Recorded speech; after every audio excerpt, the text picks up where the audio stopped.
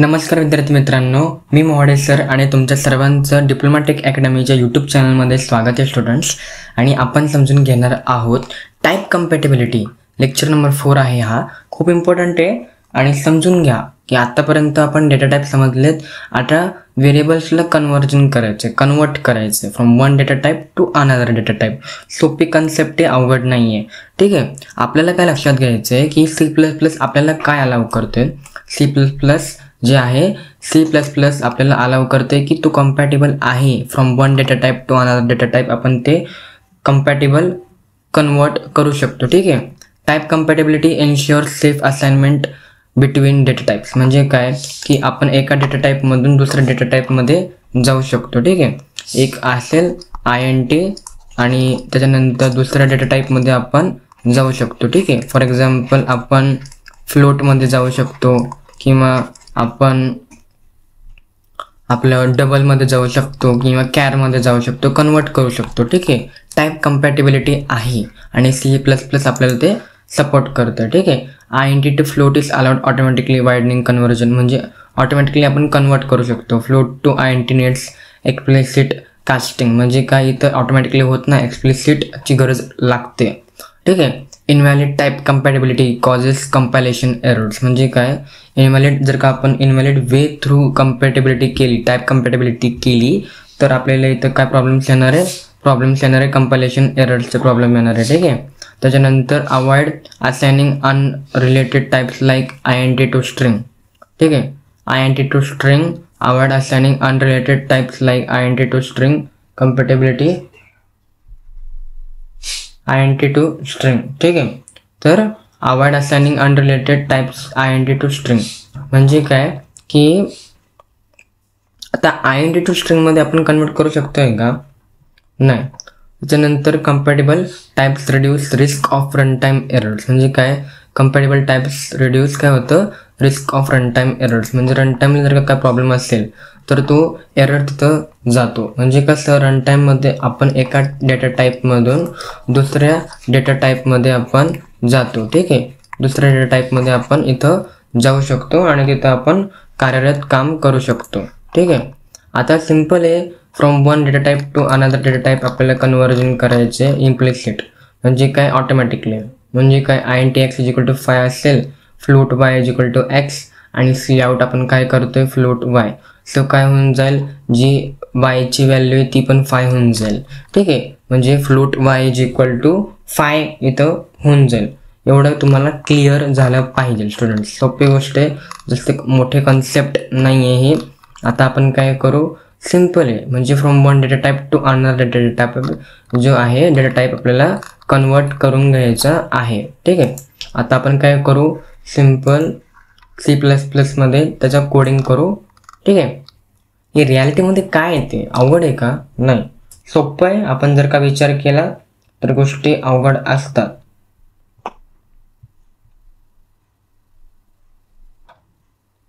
ठीक आहे. आता सिम्पल एक एक्झाम्पल घेऊ आपण. सगळ्यांना कोड दिसत असेल. हॅश इन्क्लूड IOStream, त्याच्यानंतर युजिंग नेम स्पेस std. हे दोन लाईन जी इम्पॉर्टंट आहेत. INT main. त्यानंतर आपल्याला काय करायचे, INT a is equal to 10 value store करायची.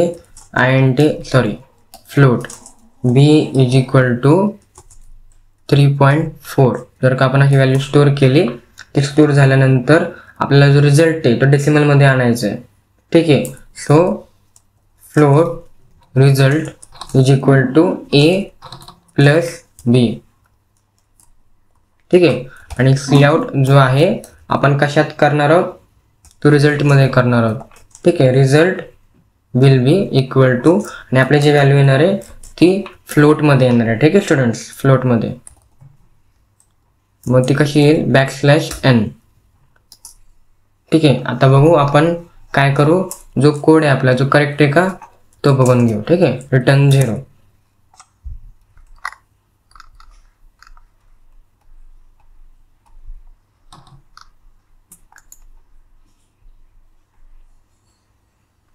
सक्सेसफुली एक्झिक्युटेड आपली जी व्हॅल्यू आहे ती रिझल्ट काय आलेला आहे 13.4 आलेला आहे.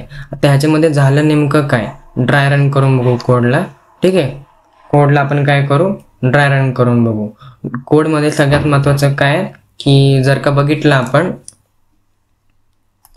पॉईंट काय होता तो एक सिंपल एक्झाम्पल घेऊ आणि मग कव्हर करून टाकू. ठीक आहे, शेवटचा पॉईंट आहे हा. हे बघा, दोन जे पहिले लाईन होते काय होते इम्पॉर्टंट, ते होते की स्टँडर्डायझेशन आपलं आणि त्याच्यानंतर आपला जो पॅकेज येतो. ठीक आहे, तो आपला पॅकेज.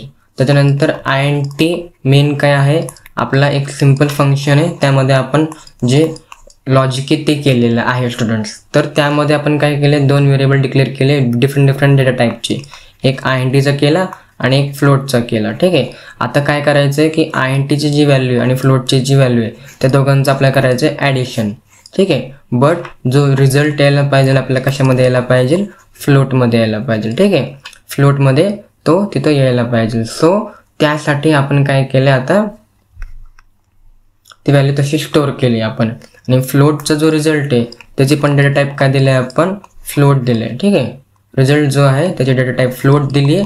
सो दॅट जेव्हा A+B जेव्हा होईल तेव्हा त्याचा आन्सर काय येईल. फॉर एक्झाम्पल आपण कॅल्क्युलेटरमध्ये पण केलं तर 10 + 3.4 किती होणार आहे, 13.4.